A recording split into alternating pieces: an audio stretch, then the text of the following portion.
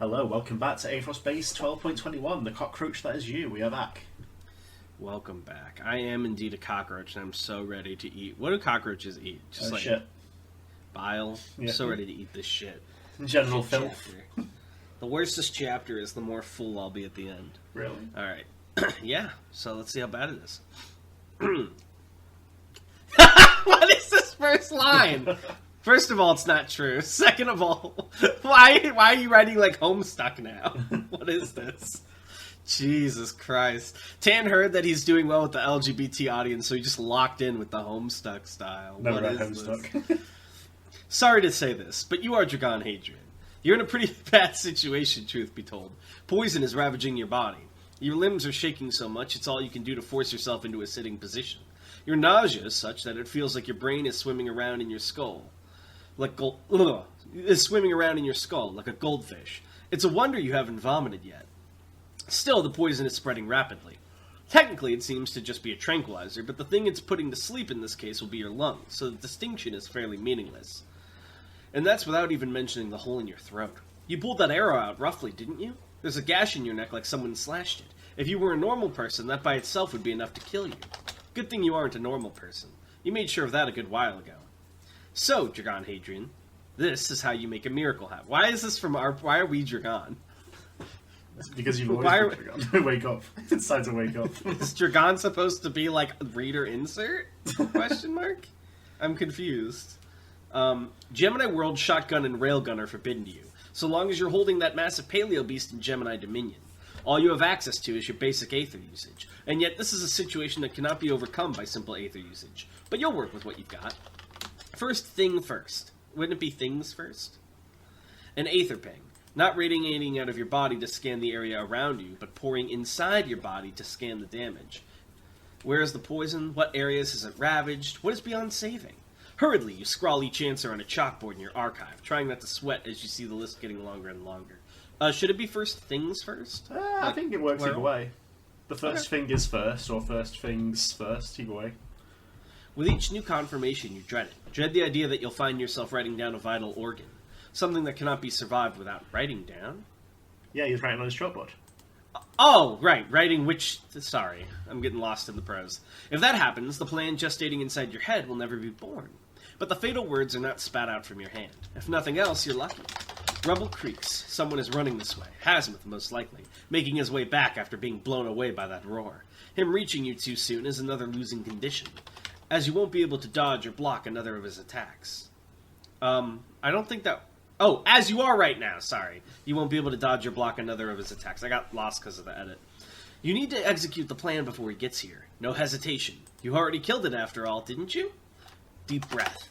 Your timing must be perfect. If it isn't perfect, you'll be dead before either the poison or Hasmuth can finish you. Right now, a dozen different conclusions are fighting for your attention. Don't let them win. You open your mouth, say the words silently, locking yourself into the correct headspace. Gemini Dominion. It reappears above you, in the spot you designated as the exit, the beast. You don't look, you can't afford to look, you don't have the time. All you can do, Gemini World, is record those parts of your insides that cannot be saved. The chalkboard is wiped clean, but you don't have time to celebrate. The Paleo Beast falls down towards you, Gemini Dominion, and vanishes once again into your domain. So long as it's moving in a straight line directly toward or away from you, you can trap a target in Dominion. Falling towards you fulfills those conditions just fine. That's not your concern right now, though. The only thing that you're worried about is time. Do you still have enough seconds? As soon as you reactivated Dominion, the parts of your body you recorded into World were banished into non-existence. You are a bag of skin and bones, and that skin hangs loose over your reduced frame. That's another thing, too, I thought about. Mm-hmm. With how Aether works on a ridiculousness scale, couldn't he, record parts of his body to drastically lower his weight and move faster? He does that. Yeah. You're barely recognizable as your skull pressed against your face, distorting it. Even with the poison gun, it seems you're still practicing for corpsehood.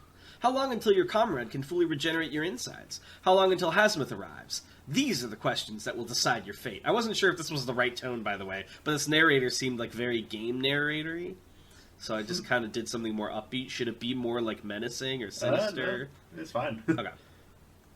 Needless to say, Hazmith will get here before you can fully regain yourself. For that reason, you need to decide to prioritize certain parts of your regeneration.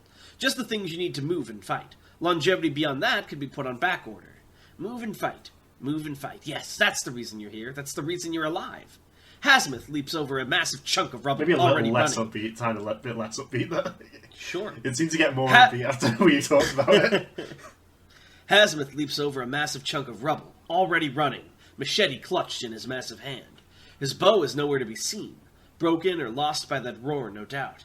It's a good thing. Shakily, you begin to rise up, feeling like a balloon slowly being inflated. You're coming back to life, you can feel it.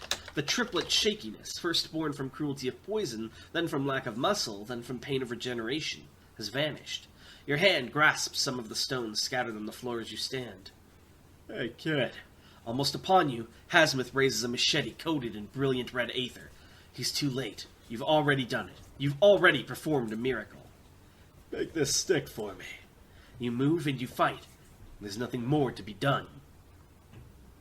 You are the one they call Hazmith, and this is one of the best days of your life. Perhaps the last. If so, even better. A worthy death is what most dream of when they're old and feeble. Most never get it. It's all you can do to hide the grin on your face as you leap over the rubble, charging at the cogitant. The paleo beast that sent you flying has already vanished. No doubt it has been swallowed by this man's aether. How will it emerge when he is dead? You hope so. It is the next one you wish to hunt. Sorry, I started to ask a question, then answered the question in my head. The cogitant's arm whips, he is fully healed, and a volley of aether-infused stones are hurled at you. It's almost like a manual version of the ranged ability he was using earlier. Not as strong, though, and not as fast. Avoidable. So you mentioned that, like, it can only hold someone so long, but once they move towards you again, can't you just re-dominion them? Yeah. How far away do they pop out from you? There's a little bit of wiggle room, like you can choose to put them in a specific place when they come out. As they're breaking out. Okay. You kick your feet back and slide across the floor on your knees, the projectiles narrowly passing over your head. You smell burnt hair. Not as fast, and not as strong. Doesn't mean they are not absurd. It's just that your own absurdity is enough to keep you alive against them. The machete passes from one hand to another as you reach melee range, and you swing it at the cogitant's neck. From observing him, you now know that his regeneration is separate from his recording abilities. Unlike them, it is not disabled when he captures an enemy. So what happened? If you record something, can Pan regenerate it? Well, what happened there is he recorded his insides, activated the minions, so they got sort of cancelled and disappeared entirely, and then the regeneration started on his missing Okay, parts. so just recording them alone isn't enough. They have to be gone. Okay, I see. So he's literally doing, like, fucking... I don't know how to explain this, but like when a TCG player does a combo, or like when someone plays optimally in a video game and they're doing like all the right cancels. Yeah, he's min-maxing. Yeah. Even so, though, he's using his weakness against him to activate their... That's smart. Even so, though, decapitation is something this young man cannot survive. A death so quick that it cannot be recovered from. A death so quick that shame cannot reach you in time. A good death. The man who raised you did not have a good death. He burned his way across the galaxy, formed a sizable cult of personality around himself, and lived to enjoy the fruits of his labors. He lived and lived and lived. He lived so long that he passed away in his bed, made deaf and blind by time, barely able to even move his mouth. Only you had been left to watch him go. A bad death. But why are you thinking of it now? Why can you smell the medicine? Why can you hear the distant beeping of medical equipment? Why can you feel that same shortness of breath? This is that thing, wasn't it? They say your life flashes before your eyes. How curious to find that it is true. He caught the blade between his teeth. You barely even have time to admire the maneuver before he bites down, shattering the blade between his infused jaws. You go to leap backwards to put some futile distance between yourself and your opponent, but it's too late. The cogitant's bright blue eyes flick over to make contact with your own, and he spits. It's like a shotgun blast, countless fragments of sharp metal propelled towards you in an instant. One slides smoothly through your jugular, another punctures your eye, mingling heat and cold battle within your body for supremacy. Blood oozes down your collar. And he didn't Gemini shotgun that spit because he's Dominioned, right? Yeah. That's just reinforcement? Wow. He got strong. You're still mid-leap, but you will never hit the ground. By the time your body hits the ground, you will no longer exist. The hands of your life are already halfway through their last tick. Hospital bed, machine whispering. The last shard sinks into the space between your eyes. It penetrates your skull. It skewers your brain. The last thing you experience in the moment before you are turned off are the strange smell of burning toast and the satisfaction of a worthwhile hunt. 3. You are you are Victor Nezel, riding upon the backs of the dead. They form a wave that crashes through the front wall of the mall, washing through the promenades and taking you directly towards the enemy. Individuality has been lost to the dead, at least for the time being, their bodies becoming an indistinct and singular mass. I had an interesting idea of how you would counter this ability, if you don't mind me interrupting to say it. Okay. So, you know Theseus' ship, right? Yeah. If Dragon just kept destroying and cycling organs until they were all new, and it's like it's not the same Dragon that killed those people, would that work? It could work. Countless arms drag the strange conglomeration onwards, like some unknown and unearthly insect. Once you would have thought using the dead in such a way was disrespectful. Now you understand there isn't enough time for respect. Gravekeepers, those who return bodies no longer needed to the soil, are highly respected among the humanist faith. Even among them, you stood near the top. You had buried countless, rich and poor alike, your shovel in soil, the greatest equalizer of all. You had believed in your work, believed it just, believed it necessary. But it wasn't until recently that you understood why it was necessary. The blood. The fires. Again and again across Supremacy Space you would see it. The corpses left behind by their relentless expansion, their indomitable brutality. Torn apart, crushed, shot, sliced. Men, women, and children desecrated in every way desecration could occur. There was no end to them. Your digging was meaningless. When you buried a body, all you were doing was finishing what the Supremacy had started. Early conclusions and ignoble ends. You hold your shovel in both hands as your mount cascades into the mall, towering over your adversary, the Cogitant. That Hunter Umbrant lies dead before him, face down, blood spreading out from his head. I hope we get a POV from the dinosaur. That would make me so happy. Unsurprising, this is not an enemy that can be defeated alone, but you are never alone. The Cogitant looks up at you. He narrows his eyes. His calm voice echoes through the ruins. Are you going to surrender? He asks. Slowly you shake your head. Indeed, surrender is not an option for you. You've already left everything behind. Your duty, your pride, all of it abandoned where it fell. You aren't even a humanist anymore. You already know that changing the Supremacy is impossible, even if you were to win this inner melee, and somehow went on to win the Dawn contest. Nothing would change. Just look at what happened to Damon the Devilish. Once you are supreme, the only path open to you is to sustain the Supremacy forevermore. Wait, I'm confused. What's his goal then? So why does he want to become... Maybe you read the next paragraph. Oh. That was why, the moment Victor slew the Supreme Heir, he would take his own life as well. Before all the people of the Supremacy, he would show them just how fragile their barbarism was. He would spit in the final eye of tyranny. He would humiliate them. I love that with the capital H. It's good. Victor Nezel shakes his head. You sigh quietly, almost invisibly. Wait, I'm Dragon again, sorry. You sigh quietly, almost invisibly. This isn't something you look forward to. That first bombardment and the deaths out in the open were necessary for your plan, but this? In this enclosed space where no eyes can see? There's no profit to brutality here. Best to make it quick. Gemini Dominion, Gemini Railgun. You repeat the trick you performed before, clutching the projectile as it manifests, allowing it to propel you forward. Railgun tears your arm apart into a mess of grisly red and white, but the speed it bestows is worth it. In an instant, you're upon Vector Nezel, your other arm already lashing out in a punch. A ghost, the ghost of Hazmeth, catches your fist, but that's fine. You expected that. It's time. The Paleo Beast has already returned to reality, and you know you won't be able to recapture it as easily this time. That's why you poured your aether through the cracks in the ground, down into the subterranean tunnels, and spat it out there. It'll take at least a few minutes for it to get back here. Enough time to end this. Gemini Shotgun! A blast of stone obliterates Hazmeth's spectral head, and you keep going, seizing Victory by the face and slamming him into the wall. All around, the ghosts tear at your clothes and skin, their resentful hands clawing at whatever they can reach. Again, though, you pay it no mind. You have a plan. Oh, is he about to pull a Denji? Is he going to make him feel so much pain that he agrees to kill himself so it ends? Oh, Lord. It's useless trying to kill me. Victor's muffled voice comes from under your palm. So long as the jury, you pay it no mind. Gemini railgun, Gemini railgun, Gemini railgun, Gemini railgun, Gemini railgun. Just like when you started this fight, you fire in all directions. Some shots striking Victor's face from your palm, the others cutting through the ghosts like so much wheat. The specters return quickly, of course, their numbers doubling every few seconds, but that is something you expected. The thing about an Aether glitch is that even if the boundaries of your ability become more flexible, you still have a certain amount of strength you can exert. Oh! Ah! He's forcing him to burn. We did the same thing in the roleplay. I don't know if you ever read that thread, but there was an enemy who could, like, absorb attacks and redirect that strength with, like, a repost, but we just kept making him absorb until he had to, like, burn himself. That's so fun. Theoretically speaking, the judge would make Victor immortal while the jury was active. But realistically, how many ghosts can he operate while still sustaining the judge? There would be a limit. There is a limit to all things. You'll clarify Victor's limit now. How much he could do before burning. Until Victor pulls out his Lichtenberg. Walls break, windows shatter, brick is crushed into dust.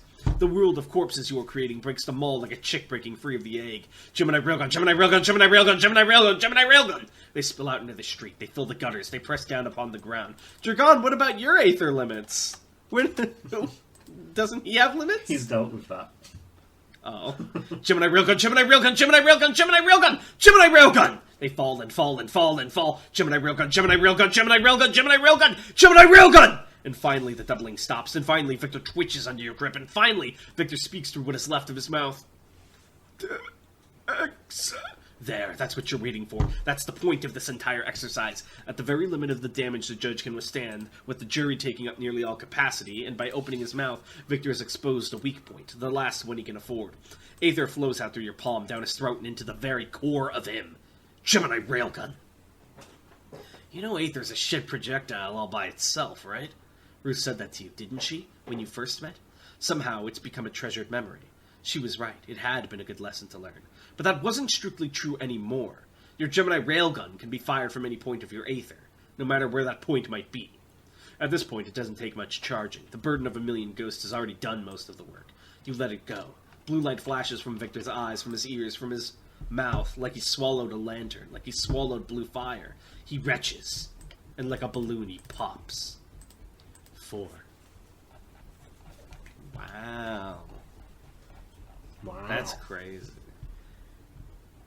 And the dinosaur's like, oh, never mind. I'm going back to my cave. I better stay in this cave, or else I'm My finished. ass is finished. You know, the funny thing is, he doesn't have to beat the dinosaur, right? Because as soon as he beats everyone, he gets Yeah, the Caravan dinosaur is not a teleported. contestant. Yeah, so he can just, like, not deal with the dinosaur for as long as he wants. Although, I feel like something has to happen with the dinosaur, because you hyped it up with ending one of the chapters with him channeling his dino Aether, so I need to see what comes of that. And I'll be disappointed if nothing comes of that. But I liked that. That was fun. Thank you. Wowie, wowie. I had a question for you. I will ask an Aetheral Thread question as well, but I have one I wanted to ask you first. So I was thinking about this with how anime Aetheral Space is, right? Right. And you know, of course, the general trope of, like, oh, anime go to the special high school for people with abilities. And I was thinking, because you mentioned Aether tutors, and there's this idea that usually someone teaches you. Are there, like, Aether academies? Oh, yes, absolutely. And you go, they, like, here's how you learn the fundamentals. Yes, Discovering your absolutely. core 101. What is the success rate? Because not everyone can unlock their Aether. It's pretty limited, to be honest. You have to be like, if you're selected for a place like that, you've already like proven yourself somewhat proficient in other matters. So that's how. Do you have to like unlock your Aether as a requirement, or would it be like basic teach requirement? you? Yeah. Oh, okay, that's pretty cool.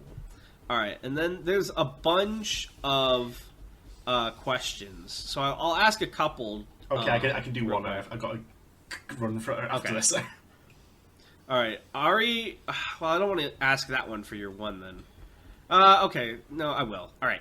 Ari Ross asks, do all the different variants, scurrins, pugnants, crownless, cogitant, etc., age at the same rate? Pugnants would generally have a longer lifespan than the rest. They're sort of generally hardier. But, like, do they mature faster, or, like, do Actually, they stay young longer? Pugnants would mature at the same rate, and then you sort of stay at an adult state for a bit longer, basically, before going old, like Sim. Oh, okay. And then I assume there's some scurrants that have different Yeah, lifespans because they're absolutely. more X-animal than human. Well, not necessarily, it's just anything that isn't the rest. So any Right. shorter lived ones would fall into that. Yeah. All right. Thank you very much, and we'll see you guys next time then. Bye. Bye.